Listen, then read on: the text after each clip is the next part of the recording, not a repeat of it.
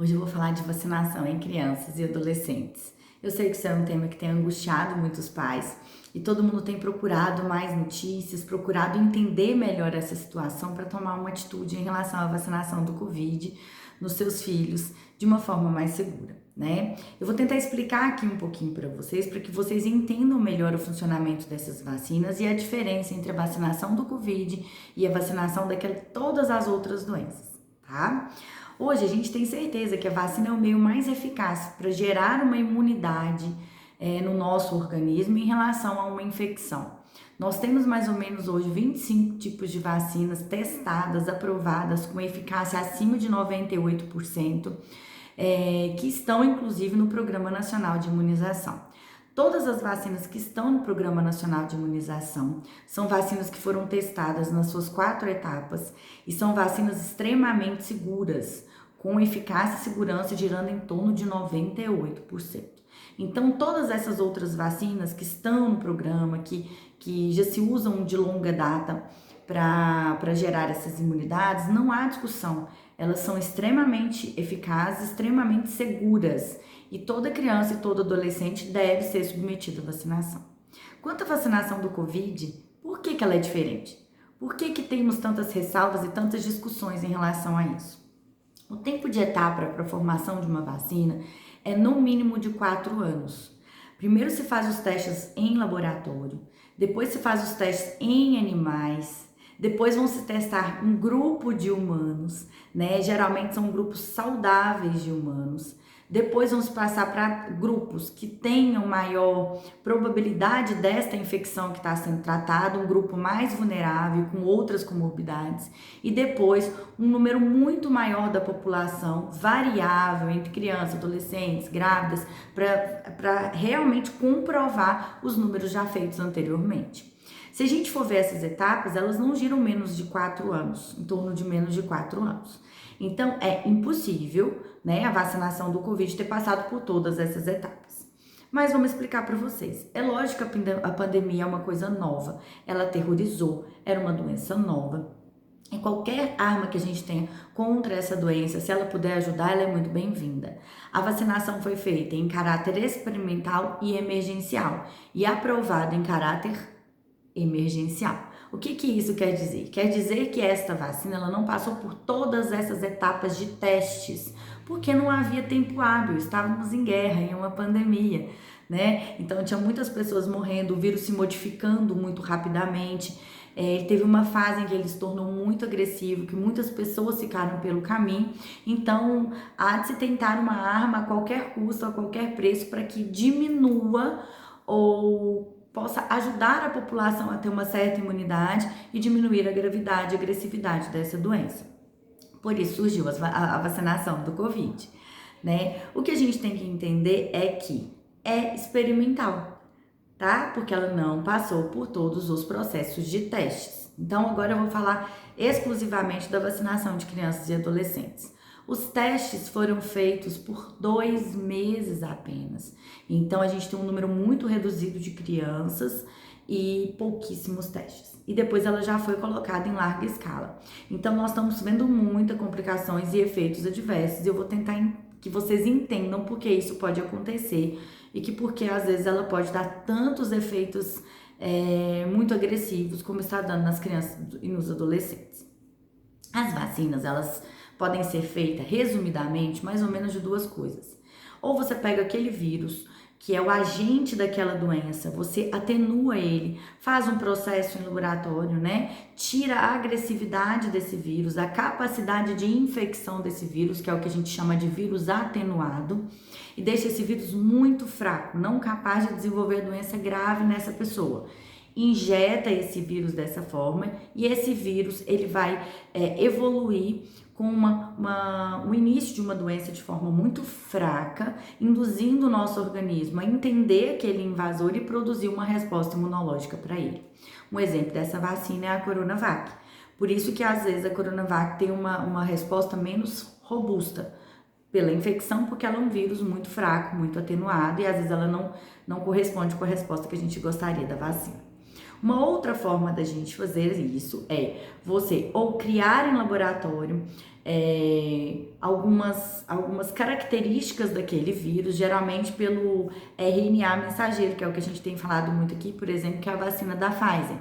Então, o que eles fazem? Você pega a sequência do RNA daquele vírus, né, do código genético daquele vírus, cria uma fita, um pedacinho dele em laboratório e injeta isso nessa pessoa. Esse pedacinho, esse código genético, ele vai até uma célula nossa, ele infecta uma célula nossa e começa a reproduzir como se fosse a infecção e pequenas células contendo aquele material genético que o nosso organismo vai entender como sendo um agente, um invasor, né, um patógeno, e vai combater esse patógeno e desenvolver uma resposta imunológica, formando aquelas coisas que a gente chama de células de memória, para te proteger caso você venha a ter contato com aquele tipo de vírus, tá? Esse é o tipo de resposta dessa vacina.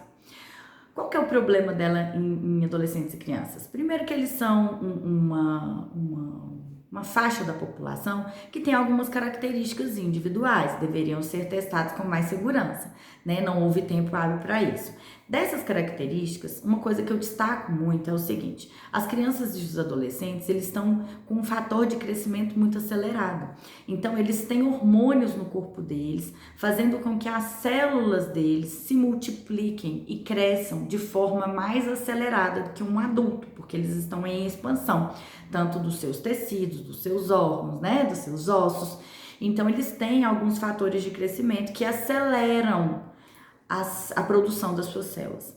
Uma vez isso acontecendo, você recebendo uma fita, né, de um agente tóxico no seu corpo, ele pode fazer com que o crescimento dessas células que tenham essas proteínas que são tóxicas aos nossos organismos, que são consideradas um patógeno, os invasores do nosso organismo, se reproduzam de uma forma muito rápida e mais extensa, causando inflamações além do que previsto.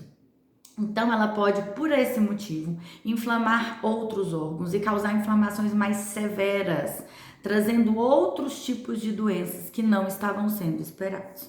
Como a gente não teve tempo hábil de fazer o teste dessa vacina a longo prazo para saber se essa proteína tóxica induzida pela vacina na produção, né, do nosso organismo, para que faça uma memória, uma resposta imunológica, até quando ela pode crescer? Até que tipo de doença que ela pode causar? Até quando ela pode inflamar o organismo?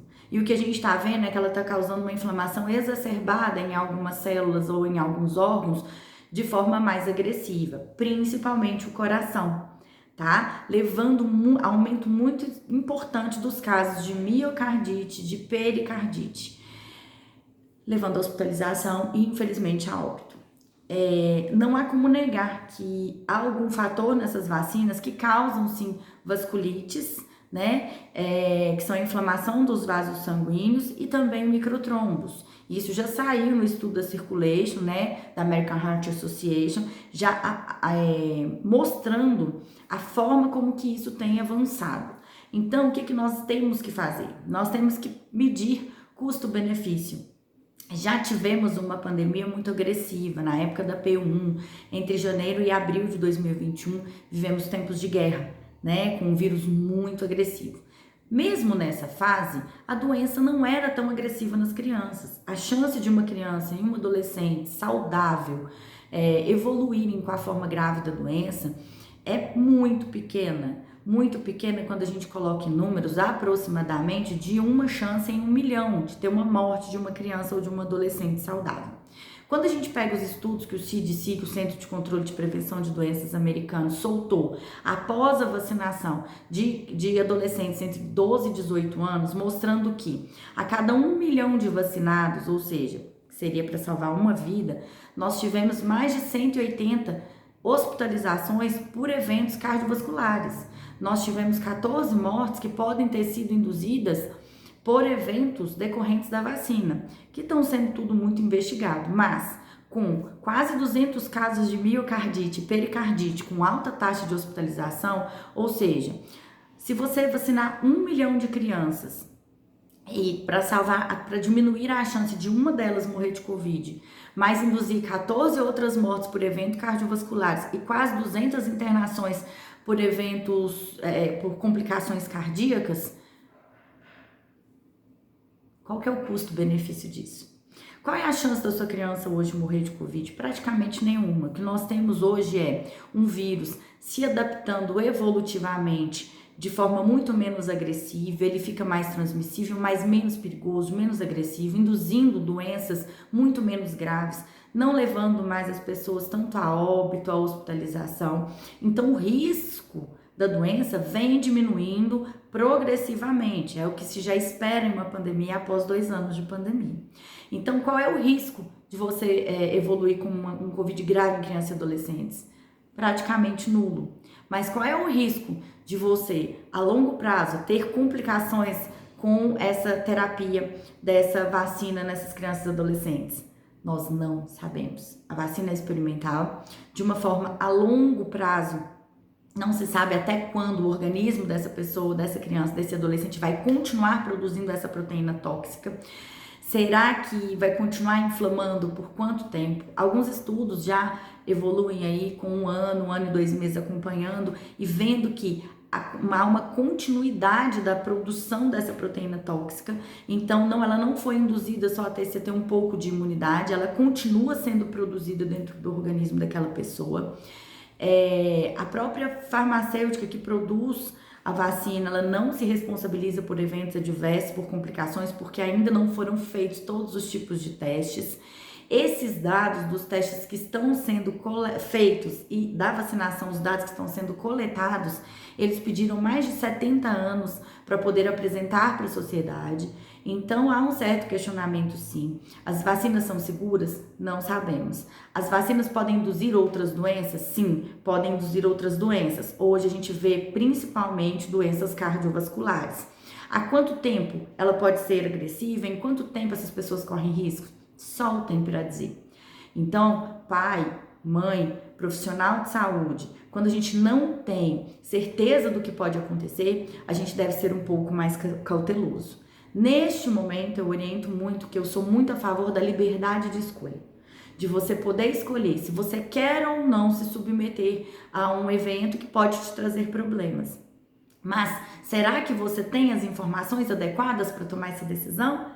Ou só vem com uma frase muito bonita dizendo vacinas salvam vidas, e salvam mesmo, tá? Mas uma vacina completamente testada, segura e eficaz. Então, procure outras fontes de informações, questionem, tá? E cuidem dos seus filhos, porque eu tenho certeza que um pai e uma mãe com boas informações são as melhores pessoas para definir o que é melhor para os seus filhos. E não deixá-los correr riscos desnecessários.